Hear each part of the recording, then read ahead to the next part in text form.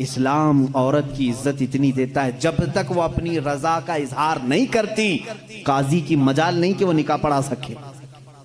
हम खुद खड़े रहते हैं जब तक इजाजत नहीं आती।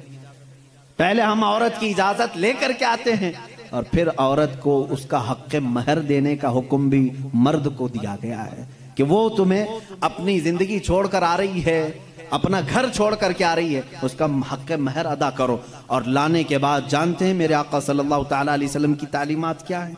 अल्लाहु अकबर।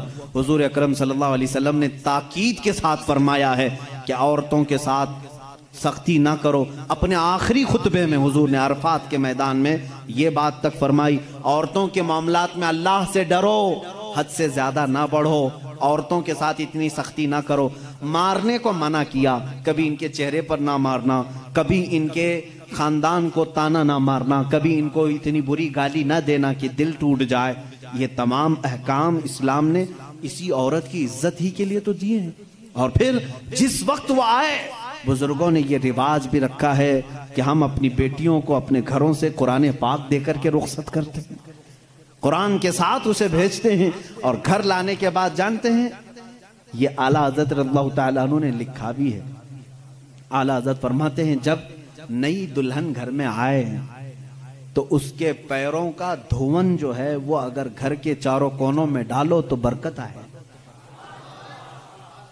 वो आ रही है, अपना रिस्क लेकर के आ रही है, अपना रिस्क लेकर के आ रही है।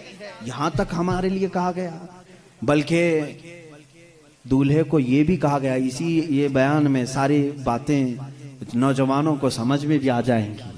निकाह की पहली रात उसे कहा गया कि तू अपने घर लाया है दुल्हन को, तो सबसे पहले उसके ही दुपट्टे को तू मुसल्ला बना और उस पर सजदा कर। ये हुक्म है। औरत की इज्जत ना होती तो हम मुसल्ला बनाते उसके दुपट्टे को।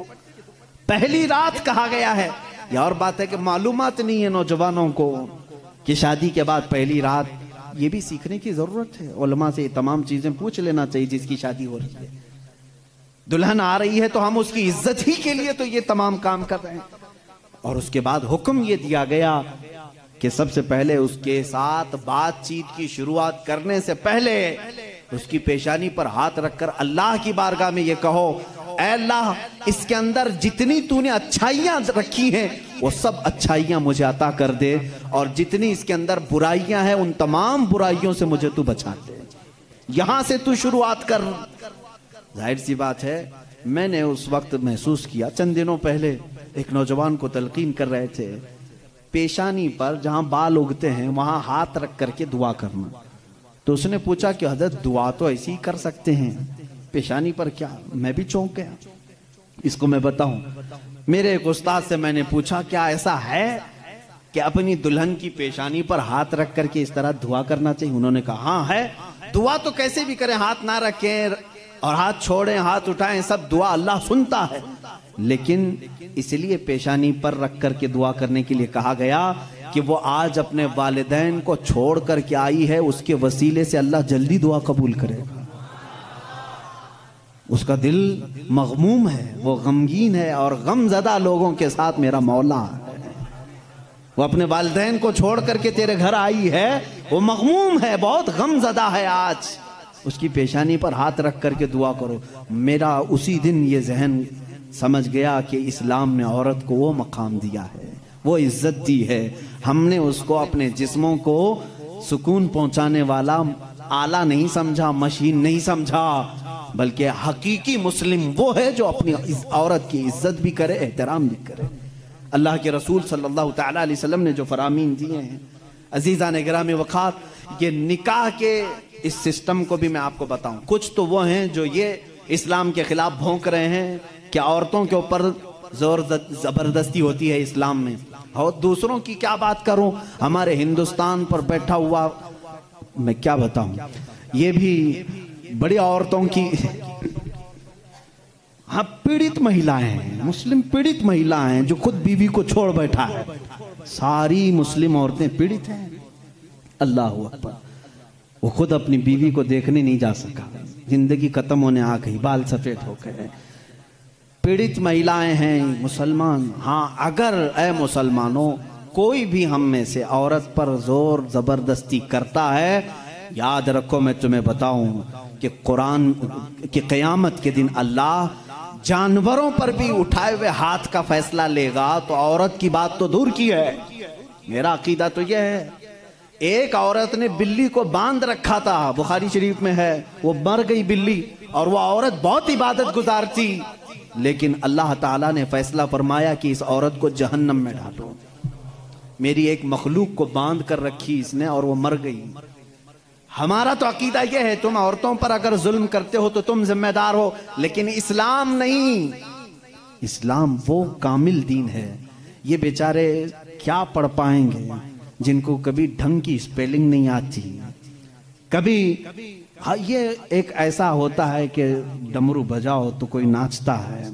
इसी तरह से कुछ लोग पीछे से कुछ लिख करके दें, कुछ बयान करने के लिए, तो कुछ लोग कह जाते हैं, उनको खुद नॉलेज नहीं होती। ऐसे ही कुछ लोग इस्लाम पर भी भोंकते हैं। अब अगर ये टॉपिक अगर मैं छेड़ूं 3 तलाक के, तो और बड़े मामलात हैं। 3 तलाक के लिए इस्लाम ने जोर जबरदस्ती की है। औरतों पर जुल्म है, ये पीड़ित हैं, ये महिलाएं हैं, इनको इंसाफ दिलाना चाहिए। 3 तलाक देना, पहली बात ये समझे ही नहीं।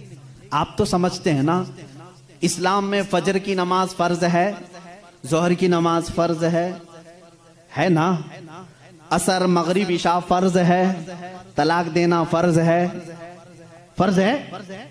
तो इतना क्यों नहीं समझ रहे? कौन कहता है कि हर मुसलमान 3 तलाक देना फर्ज समझता है? अरे वो एक एग्जिट रास्ता है।